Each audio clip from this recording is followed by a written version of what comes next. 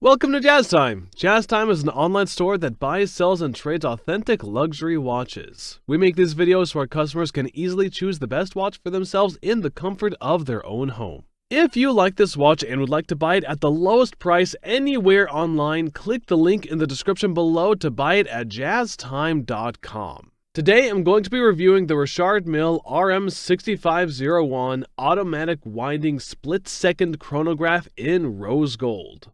I'm going to talk to you about the case, bezel, dial, bracelet, show you how it works, also give you a bit of reference as to what I think about it, then try it on. So let's start.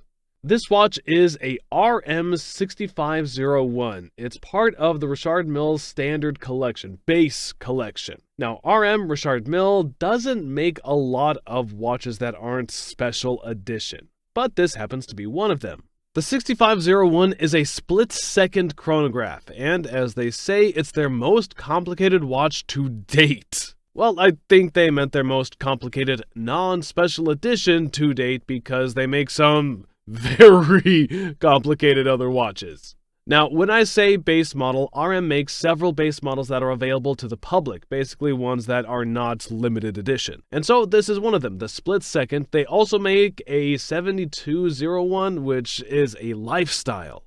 They make a 6701 and a 6702, which is just an extra flat watch. And they also make an RM30. Now, it's a 3001, which is the base model, so 5 models are there in a tonneau shape, and the rest of them are all limited edition and are going to cost you like $500,000 or more. So in all practicality, if you're looking to buy an RM, a modern RM, you're going to buy one of these 5. And this one, the 6501 split second, is the biggest and most complicated of all the base models, or all of the standard collection. I could say standard catalog, I guess, yeah. Okay, so it's worth talking about this watch in particular, so let's talk about first the case. Now, RM makes this case in several different variations. They make it all in rose gold, as what you see right here. They also make it in all black carbon TPT, basically carbon fiber. And they also make it in, now they just came out with a white quartz.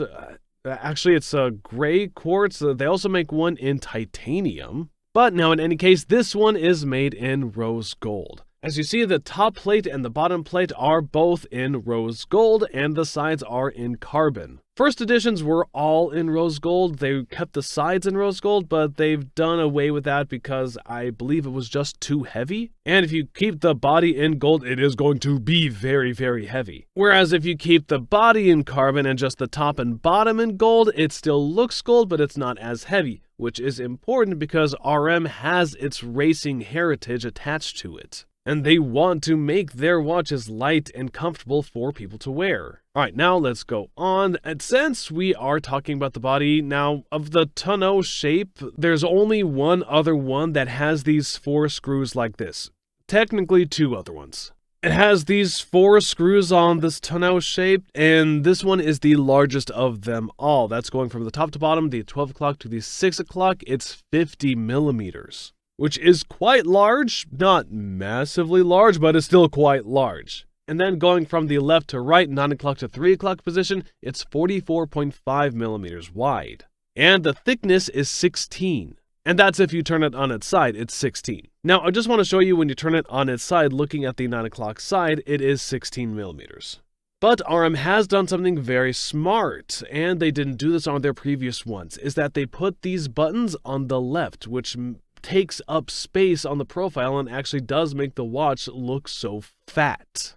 On previous versions, they didn't have any buttons on the left-hand side, which just made a flat base plate and it made it look very, very fat. And you could actually see the 16 millimeters. Now, the 16 millimeters is not terribly large. If you look at a deep sea, I believe it's about the same, maybe even a bit bigger. But the deep sea has a flat 9 o'clock side, which makes it look very fat.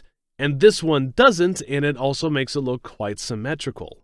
Now, if you look at the other side, which is the crown side, you also see these other 2 buttons on the crown that match the 9 o'clock side. On the 9 o'clock side, they even put this short RM badge, 6501, on it. So in some ways, or many ways, it makes the watch look very balanced. 4 pushers, 1 in each corner. and they balance the crown with this sort of badge.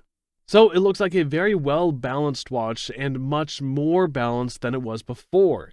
Anyways, it's a very nice case. Now, if you were to want a smaller case, the next smaller down from this would be the RM3001. The RM30 has been around for a very long time. It just got replaced this year by a 3001, but it's still basically the same watch. It's just a time and date only and a power reserve, that's it. And then they make an even smaller one, a thin one, the 7201. And those are the other two watches that have 4 screws on the sides of the case, these 4 screws right here. Now, since we're still talking about the case, let's just go in a little bit deeper on this. You will notice, of course, that it is in rose gold. The top of it is a brushed finish. But if you look at the size, a lot of people don't notice this, but you have this beveled edge, and it's a high polish. It's a very finely done high polish, I might add. Now, I also want to bring to your attention something else. Look at these pushers. The pushers are housed in this titanium that follows the contours of the pushers, but the pushers themselves, if you look very carefully, even that edge of the pusher is beveled with that high polish. And it's really that kind of attention to detail. They did not have to do that, but they did it expertly. It has all of these angles and are still high polished on it. And it really makes the watch, when you look at it, just for some reason, you know it's beautiful, but you don't really know why. And that's why I'm telling you this. That's how you know it's beautiful. That RM paid a lot of attention to fine details like this in finishing every single part of this watch. And now the case in general. If you actually unscrew these screws here at the top, you can remove the bezel. It's basically just like a faceplate. And then the body itself is actually carbon. And as I said, that's what keeps it light. And frankly, I think it looks better. It keeps the watch having some contrast to it, black and gold. It also kind of matches the bracelet. Okay, and I swear that is it about the case. All right, now let's move on to the next portion of this. Let's talk about the movement. And after we talk about the movement, I'll actually tell you how to use this thing, which is what I told you that I was going to do in the very beginning. So let's talk about the movement. The movement, RM says it's their most complicated that they've ever produced, and it took them 5 years to develop it, and it's an automatic split-second chronograph. And I'm going to show you how that works in just a few moments. Now, the movement itself, as I said, it took them 5 years to develop. It's an RM AC4, and that's all done in-house, meaning RM has done it themselves as opposed to what they used to do, which was outsource the movement. Now, that's not a terribly bad thing. A lot of companies do that, but they're just telling you that this one they've done themselves, and rightfully so. It's a very nice movement, and they don't make a whole lot of them. By the way, RM only makes about 4,500 to 5,000 watches per year. And that's for the entire world.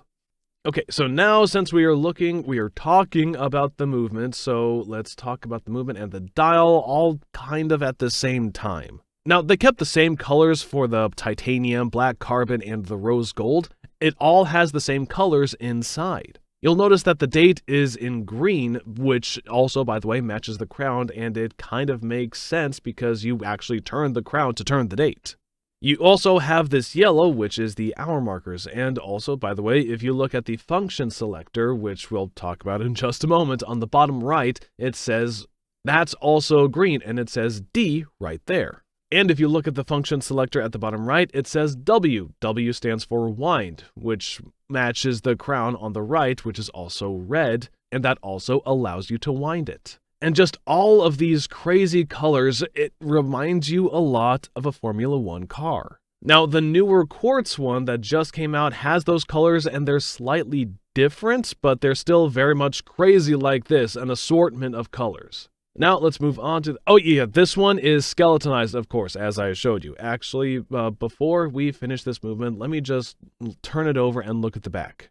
If you look at the back, you look at this rotor, and RM is one of the very few, if not the only company that has done this, if I'm not mistaken. Actually, I believe they are the only company that has done this. They make a variable geometry rotor. Now, what does that mean? It just means that you see this little weight in the center of the rotor. You can move it up or down depending on how much you want this watch to wind. For those who have a sedentary lifestyle, you can move it just so that the watch winds itself very easily. And for those who are very active, you can wind it so that it doesn't wind so easily. And now, why would that be useful? Because you can modify the watch to your lifestyle, and no other watchmaker does that, at least that I'm aware of. Now, of course, you can't do that yourself. You need to remove the screws, and then the watchmaker needs to set it. But they can definitely set that at RM if you ask them to do so. And at any rate, the movement is just beautiful. You can see that it's totally skeletonized, and it's only made for this watch. That's another thing I like about RM. They're making the movements for a particular watch, not like other brands, which are just making a movement, a generic movement, and they're dumping it in every single watch they make.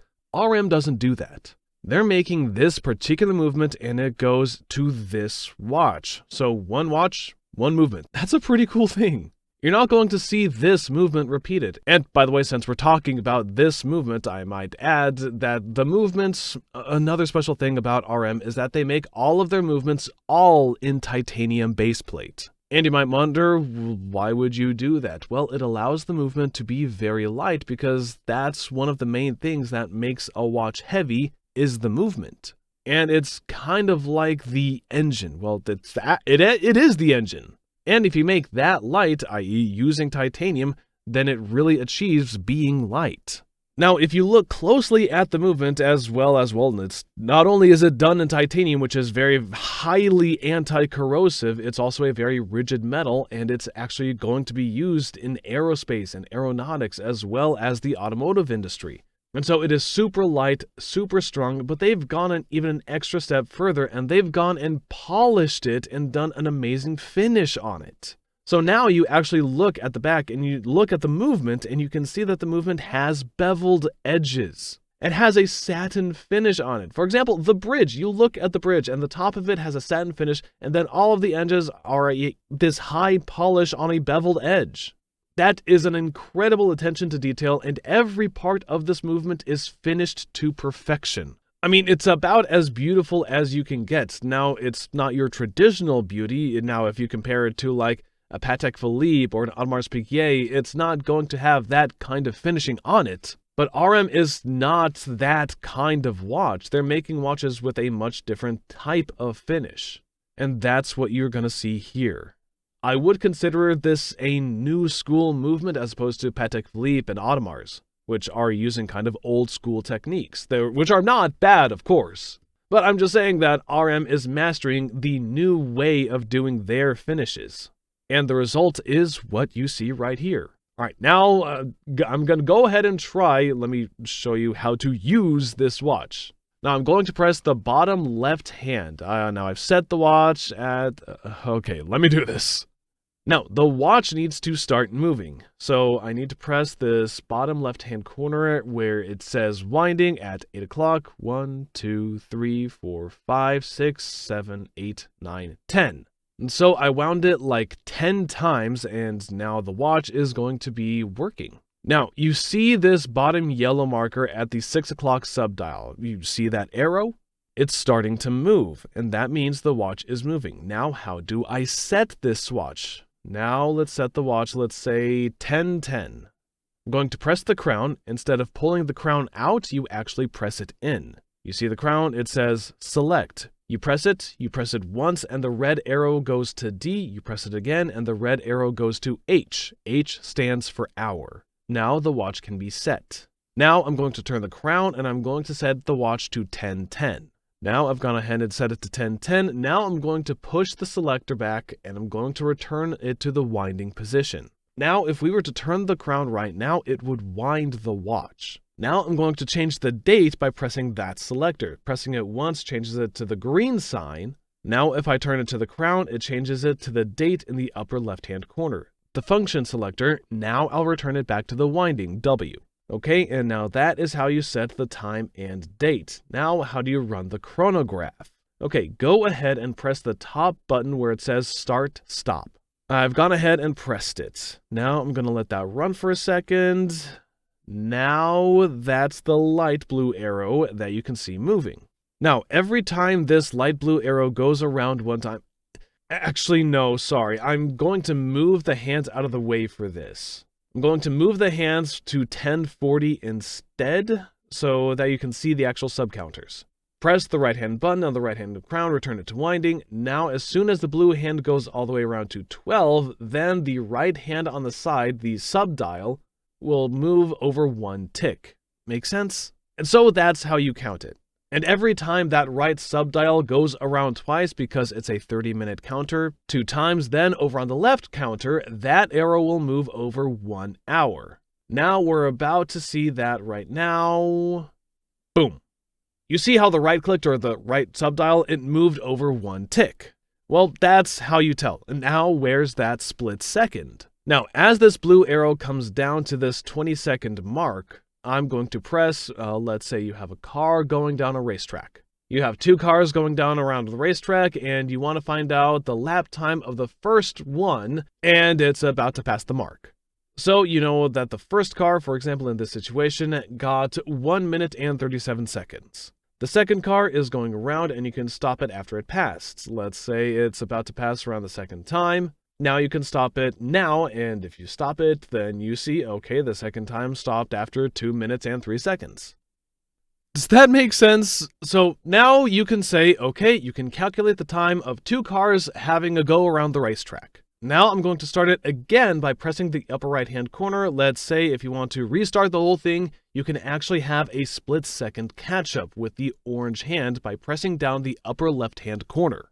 And I'm going to do that right now. 1, 2, 3. You can see that how you can just continue the overall timing of the track. So in fact, what you could do is what it's designed for, is for calculating a time of a race. So for example, like you have a race like a 24-hour or 12-long Le Mans, and you can let it run at the start until the end. But then you can time different lap times within that time without disrupting that overall 12-hour mark. Does that make sense? In practical speaking, what you can do is you can time how long it takes to make your steak and also how long it takes to flip it, or something like that. So anyways, that's what it's used for. So I'm going to stop it again, both of them. 1, 2, 3, boom. And then I'm just going to set it all back to the center. And as you see, all of them go back to center, so that's how you use it. Now let's move on and talk about the strap. Now the strap is using a rubber strap. It has this double vented strap. They usually do this on very sporty like watches, which very much this one. The buckle is in rose gold on the buckle itself, but the mechanism is titanium, and that keeps it light while making it durable and very strong because it's a moving part. You want to make sure that the moving part that you use the most is the strongest material you got. Okay, now let's go ahead and try this watch on my wrist. I am 6 feet tall, 200 pounds, and I have a 7.5-inch wrist, and as you see, it looks perfect on me. And I told you at the beginning of this video that they make about 5 base models, or I should say permanent collections. And this is one of them. In fact, this is their biggest and most complicated one, as we've been talking about. And so my thoughts about this are, well, it's a fantastic watch. In fact, I could say that the 6501 is my favorite RM that RM makes. That is not, of course, one of their special editions that basically nobody can get. So it's basically my favorite one. I really like it because it has all of these colors, all these buttons. It's very futuristic looking, it's very powerful looking, sporty, and it's very complicated, and it's very rare. So for all of those reasons, I really like this watch. What else I would consider if I was thinking about this watch would be the Lifestyle 7201, which also you can buy at jazztime.com. I would consider this one, the 65, or the 72. Those two are my favorite. But 65 really wins out. I don't mind that the watch is big because RM is meant to be a big watch. Of course, they make very slim watches as well, but this in particular one is supposed to be very big, very over the top, a crazy looking watch in the 6501, and I really like it. So for that reason, I'm going to have to give it 3 thumbs up, more than my usual 2, because it's such an amazing watch. If you would like to get this watch and just have a watch that really stands out above the rest, then I would definitely consider the 6501 and buy it at jazztime.com. If you want to find out more about the watch you just saw in the video, you can just click below on Show More to see the full description. Then you can check the link next to model as seen in video, click on it and you will get to the proper page where you can see all the details. If you're watching on a mobile phone, you have to click on the arrow down on the right hand side below the video to see the full description. If you like this video, please give us a thumbs up. If you would like to share this video with your friends, you can use the share button below and share it on any platform you like. If you have questions, constructive feedback, want to tell us about some mistakes or misspeaks, just write a comment below. If you want to see more videos like this, you should subscribe to our channel and visit our channel page where you can find all the videos. And if you're interested in a specific watch brand, you can check out our playlists. If you want to check the price for a watch or want to buy one, remember at jazztime.com you always get a steep discount, so you should check the prices with us. If you want to know the price for a specific watch, just go to Google, type in JazzTime, plus the brand, model and the details you're interested in, and Google will find the right page for you. Thank you for watching.